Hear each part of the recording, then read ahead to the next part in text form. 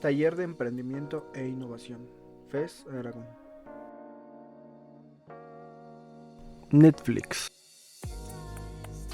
Hola ingenieros, hoy en día una de las empresas más grandes del mundo es Netflix, pero esto no fue así siempre. Antes de que fuera la empresa reconocida que es, fue una pequeña empresa que se dedicaba a la renta de DVDs. Se dice que el fundador, Hastings, en una ocasión se retrasó al devolver una película, por lo cual tenía que pagar un cargo por retraso. Con esto le surgió la idea de crear una empresa que permitiera poder rentar una película sin necesidad de salir de tu hogar. En 1997 el líder de renta de videos con formato VHS era Blockbuster.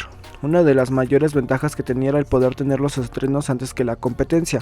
En ese momento se acostumbraba a salir de tu hogar para lograr rentar una película, teniendo la necesidad de ir a la tienda de renta para visualizar el catálogo y elegir la película que se deseaba ver, después de tener un tiempo límite para devolverla. Gracias a este modelo, algo que le jugaba en contra a Blockbuster era la capacidad de cubrir una mayor cantidad de área geográfica, teniendo una continua necesidad de abrir más locales constantemente. En su catálogo estaba limitado por la cantidad de películas que podría caber en su local, con lo cual, cuando había una demanda muy alta de una película en específico, estaba limitado por la cantidad de copias que podía adquirir.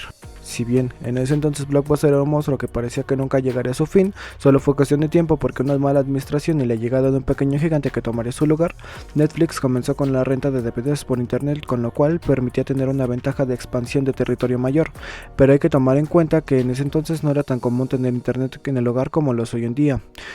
Por lo tanto era más complejo tener clientes. También otro factor que tomar en cuenta era la reciente aparición de los DVDs y los lectores de disco. Con el tiempo los hogares de los estadounidenses comenzaron a llenarse de reproductores de DVD, siendo que la nueva era por fin llegó, una ventaja que Netflix supo aprovechar, con el único inconveniente de que la gran cantidad de demanda de su producto. Para cuando los otros negocios comenzaron a utilizar una nueva tecnología, Netflix ya estaba visualizando su siguiente paso para no quedarse atrás, puesto que su competencia era mucho más veloz a la hora de entregar el producto. Por el retraso del correo.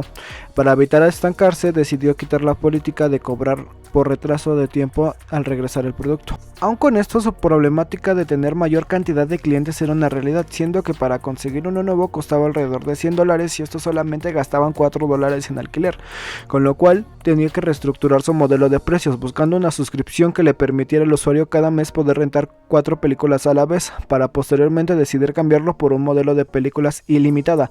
De esta forma es que el usuario aún estaba más satisfecho gracias a la posibilidad de tener múltiples películas sin los problemas de la competencia que aún seguía teniendo de pagar por cada película rentada y los retrasos. Otra problemática que enfrentaron fue la demanda de las nuevas películas y la falta de atención que tenían las películas de su catálogo, ya que eran de años pasados.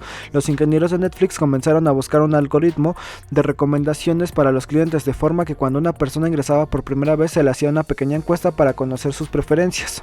Así es como lograron crear una base sólida de recomendaciones. Cuando las personas tenían un género que les gustara, se les recomendaban películas similares a las que solían rentar, evitando recomendar películas que no tuviesen en ese momento. De tal manera que los estrenos comenzaron a tener solo el 30% de sus rentas, cuando la competencia normalmente estaba en el 70% en el 2006. Con el tiempo comenzó a tener más peso y fama. Una particularidad que tenía Netflix era la posibilidad de lograr darle foco a las películas independientes, siendo que antes era casi imposible triunfar, pero si eras lo suficientemente bueno podrías ganarle incluso a las películas más taquilleras del momento. Múltiples estudios comenzaron a fijarse en Netflix para hacer negocios. Este modelo de renta permitió tener una mejor cercanía con los clientes, de manera que ahora era más fácil saber sus necesidades. Por ello permitió conocer a cuál película era mejor apostarles por una mayor cantidad de copias. Una vez establecidos modelo sólido, comenzaron a expandirse.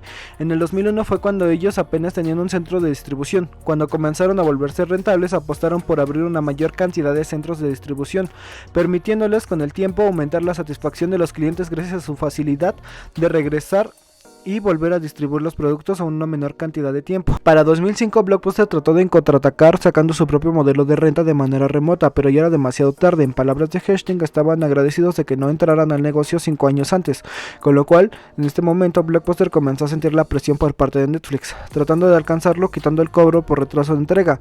De igual manera Netflix se fortalecía y Blockbuster se debilitaba.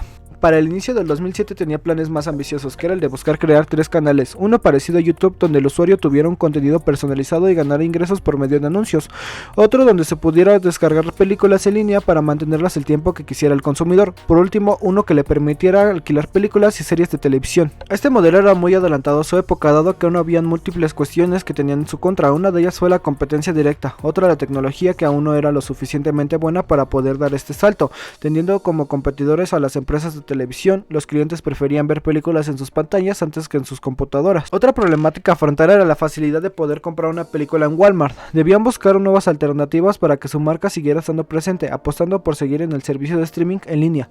Posteriormente comenzó a apostar a crear su propio contenido, de manera que empezó a tener más relevancia a nivel mundial. Gracias a las nuevas tecnologías fue que logró posicionarse de nuevo, lo que permitió tenerlo no solo en su computadora, sino también en el celular y posteriormente en el televisor. En 2019 nace uno de los competidores más peligrosos. Disney abrió su propia plataforma de streaming, al igual que múltiples competidores un año después como HBO y Prime Video.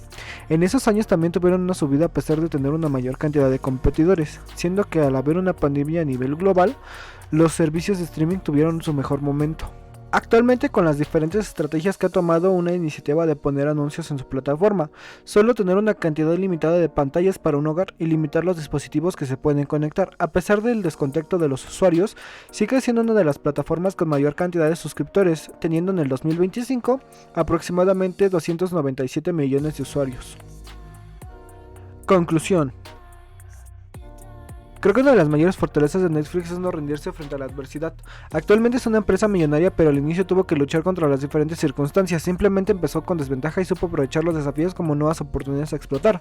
Finalmente, Hastings fue un visionario que no permitió que su compañía se perdiera en el vacío. Supo aprovechar las oportunidades y tecnología que nadie más había aprovechado. Habilidades: facilidad de adaptabilidad con las nuevas tecnologías, trabajar mediante la idea de buscar mayor satisfacción de los clientes, negociación con los proveedores, conocer el mercado y aprovechar las oportunidades, ver áreas de oportunidad donde su competencia no supo aprovechar, crear su propio contenido. Puntos a mejorar: si bien no tiene muchos, creo que una de sus mayores debilidades por el momento fue la falta de tecnología y actualmente la dependencia de otras empresas al consumir su contenido.